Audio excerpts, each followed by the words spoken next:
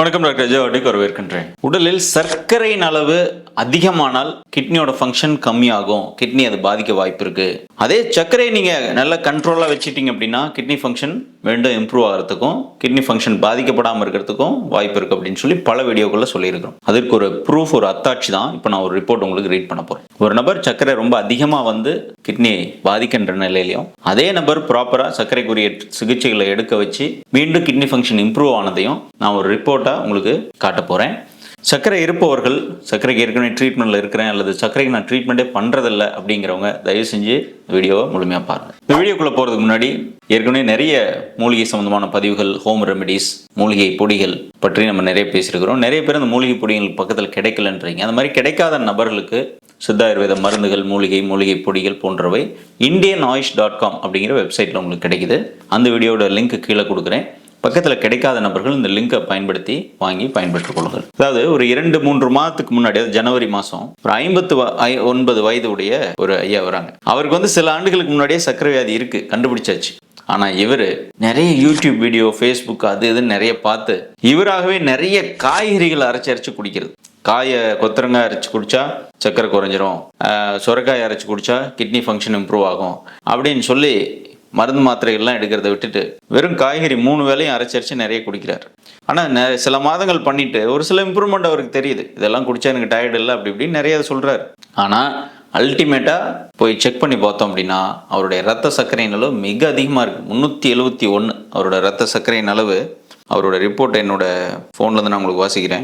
அதாவது அவர் வந்து அந்த 9ஆம் தேதி ஜனவரி அவர் வரும்பொழுது அவருக்கு சொல்கிற ஸ்டோரியெல்லாம் கேட்டு எனக்கே அதிர்ச்சியாக இருந்தது. ஏன்னா அவர் அவ்வளோ ஹோம் ரெமெடி பண்ணுறாரு, ஆனால் ட்ரீட்மெண்ட் எதுவுமே எடுத்துக்கல. எல்லா காயும் அரைச்சி குடிக்கிறேன், அது இது பண்ணுறேன் அப்படிங்கிறாரு. அதை வந்து அவர் ஜஸ்டிஃபை பண்ணுறாரு, இது கரெக்டு தாங்க அப்படிங்கிற ஜஸ்டிஃபை பண்ணுறாரு. ஓகே, ரொம்ப சந்தோஷம். ஆனால் இதனால் உங்கள் சர்க்கரையின் அளவு சரியாச்சா, கிட்னி ஃபங்க்ஷன் இம்ப்ரூவ் பண்ணுறேன்னு கண்டதெல்லாம் அரைச்சி குடிக்கிறீங்களே, உங்கள் கிட்னி ஃபங்க்ஷன் இம்ப்ரூவ் ஆச்சான்னு கேட்டால் பிளட் டெஸ்ட் பண்ணி பார்க்கும்பொழுது அவரோட சர்க்கரையின் அளவு பார்த்தீங்கன்னா 371, HbA1c 9.5. அவர் வந்து கிட்னி ஃபங்க்ஷன் போயிடக்கூடாதுன்றதுனால தான் இதெல்லாம் பண்ணிட்டு இருக்கேங்கிறாரு. ஆனால் கிட்னி ஃபங்க்ஷன் ரொம்ப டிட்டோரியேட் ஆகி EGFR அப்படிங்கிற இந்த estimated glomerular filtration rate, kidney function பண்ணக்கூடிய நிலை, யூரியா கிரியாட்டினைன் எவ்வளோ வெளியேற்றுது, இதெல்லாம் பொறுத்து நம்ம ஒரு எஸ்டிமேட்டடாக பார்க்குற ஒரு ரிப்போர்ட்டு தான் EGFR. அதோட ஃபங்க்ஷன் ரேட் பார்த்தீங்கன்னா வெறும் 55 இருக்குது. 55ங்கிறது கம்மி. கிட்டத்தட்ட ஒரு mild to moderate kidney disease மாதிரி, மெடிக்கல் ரீனல் டிசீஸ் மாதிரி எடுத்துக்கொள்ளலாம். அந்த 55 வரைக்கும் GFR வரும்பொழுது ப்ளஸ் சர்க்கரையும் அவருக்கு இருக்குது, பிபியும் அவருக்கு இருக்குது. ரெண்டுக்குமே ட்ரீட்மெண்ட் எடுக்காமல் இருக்கிறதுனால இந்த அளவு கிட்னி பாதிப்பு இருக்குது. அவருக்கு அறிவுறுத்தி, ஏன்னா அவருக்கு புரிய வைக்கிறதுக்கே எனக்கு ரொம்ப டைம் ஆயிடுச்சு. புரிய வைக்கிறதே எனக்கு ரொம்ப சேலஞ்சிங்காக இருக்குது. ஏன்னா அவர் அவ்வளோ யூடியூப் வேறு வீடியோக்கெல்லாம் பார்த்து மைண்ட் அவ்வளோ ஒரு லோடு பண்ணி வச்சிருக்காரு. சிகிச்சை எடுக்கணுங்கயா அப்படின்னு சொல்கிறதுக்கு அவர் ஒத்துக்கல. ஏன்னா அவர் ஒரு நல்ல ஒரு அதிகாரியாக இருக்கிற, நல்ல ஒரு கமாண்டிங் பொசிஷனில் இருக்கிற ஒரு நபர். அவரை கன்வின்ஸ் பண்ணுறது எனக்கு சேலஞ்சிங்காக இருந்தது. பட் புரிய வச்சு கன்வின்ஸ் பண்ணி எடுத்தது ஆகணும்னு சொல்லிட்டு சர்க்கரைக்கான சிகிச்சை ப்ளஸ் கிட்னி ஃபங்க்ஷன் இம்ப்ரூவ் பண்ணுறதுக்கான சிகிச்சை, இதை கூடவே இன்டகிரேட்டடாக சர்க்கரை வியாதி டாக்டரும் போய் பார்க்கணும். ஏன்னா சர்க்கரை வந்துட்டு 9.5க்கு மேலே இருக்குது, 370க்கு மேலே உங்களோட சர்க்கரை இருக்குது.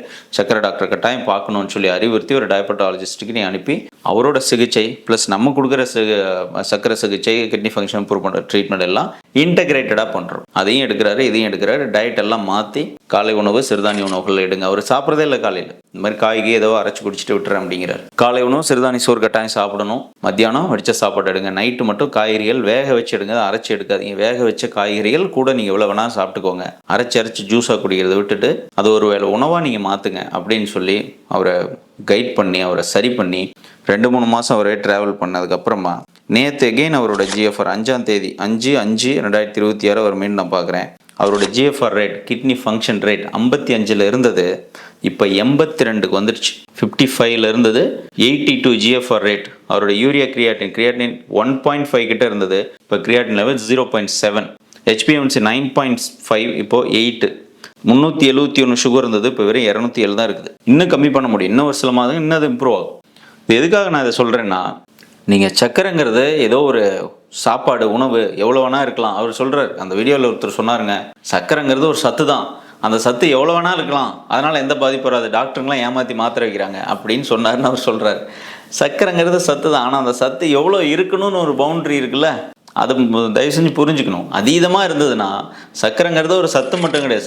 சர்க்கரைங்கிறது ஒரு காம்பனண்ட். அது அந்த காம்பனண்ட் அதிகமாக இருக்கும்போது ஆப்வியஸாக என்ன ஆகும், எங்கே சின்ன டியூப்ஸ்லாம் எங்கே இருக்குதோ, blood vessels, micro blood vessels இருக்கோ அங்கெல்லாம் பாதிப்புகள் ஏற்படுத்தும்.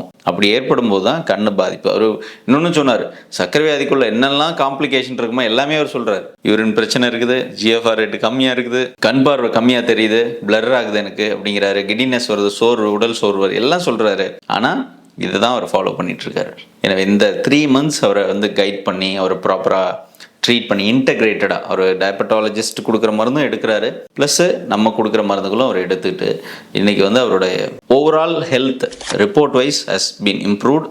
அவரும் ஜென்ரலாக அவர் என்ன சொல்கிறாரு அப்படின்னா, இப்போ எனக்கு கம்ஃபர்டபுளாக இருக்குது, அந்த பாடி ரொம்ப கிடினஸாக இருக்குது, தள்ளுறது அதெல்லாம் எதுவும் இல்லை, யூரின் ஃப்ளோ நல்லா இருக்குது.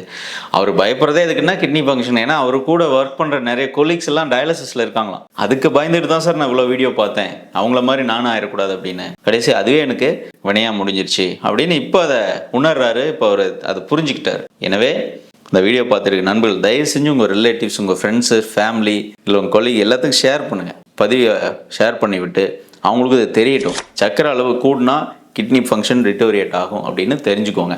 அதை டிட்டோரியேட் ஆனாலும் பயப்பட வேண்டிய அவசியம் இல்லை. உடனே போய் முறையாக ட்ரீட்மெண்ட் எடுத்து சர்க்கரையை நல்லா கட்டுப்படுத்திக்கிட்டு உணவு முறைகளும் சிறப்பாக பயன்படுத்தினீங்க அப்படின்னா, ஃபாலோ பண்ணிங்கன்னா கண்டிப்பாக உங்களோட கிட்னி ஃபங்க்ஷன் மீண்டும் இம்ப்ரூவ் ஆகிறதுக்கு வாய்ப்பு இருக்குது. ஆனால் ஒரு கட்டத்தில் ரொம்ப விட்டுட்டோம், கிட்னி ரொம்ப டிட்டோரியேட் ஆகுது, ரொம்ப GFR லெவல் 10-20க்குலாம் வந்துடுது, கிரியாட்டின்லாம் 2-3க்கு மேலே போயிடுது. அப்போ திருப்பி இந்த அளவுக்கு இம்ப்ரூவ்மெண்ட் பண்ணிட முடியுமானா அது சேலஞ்சிங்காக இருக்கும், வாய்ப்பு குறைவாக தான் இருக்குன்னா. ஓரளவுக்கு கிட்னியோட ஃபங்க்ஷன் மட்டும் தான் குறைஞ்சிருக்குது, பட் கிட்னி எதுவும் பாதிக்கலைன்ற வரைக்கும் தான் நம்ம இந்த மாதிரி சிகிச்சைகள்லாம் எடுக்கும் பொழுது மீண்டும் நல்ல மாற்றத்தை முன்னேற்றத்தை உண்டு பண்ண முடியும். அப்படி இல்லாத பட்சத்தில் ரொம்ப ஏற்கனவே கிட்னி டிசீஸாகவே இது ஆயிடுச்சு, ஃபில்ட்ரேஷன் ரேட்ஸ் கம்மியானது மட்டும் இல்லை, ஃபில்டர்ஸே பாதிக்குது அப்படின்னும் போது திருப்பி இந்த மாதிரி வாங்க ட்ரீட்மெண்ட் பண்ணால் கூடிடுவோம் அப்படின்னு சொல்ல என்னால் முடியாது. எனவே ஆரம்ப கட்டத்தில் இருக்கும் பொழுதே பார்த்து பயன்படுத்தி பின்பற்றி சரி செய்து கொள்ளுங்கள். ஆரோக்கியமாக வாழுங்கள். கிட்னி ஃபங்க்ஷன் ரொம்ப ரொம்ப முக்கியம் உயிர் வாழ்வதற்கு. மறந்துடாதீங்க. அடுத்த வீடியோவில் சந்திக்கலாம். மறக்காம பதிவை ஷேர் பண்ணுங்கள். நன்றி, வணக்கம்.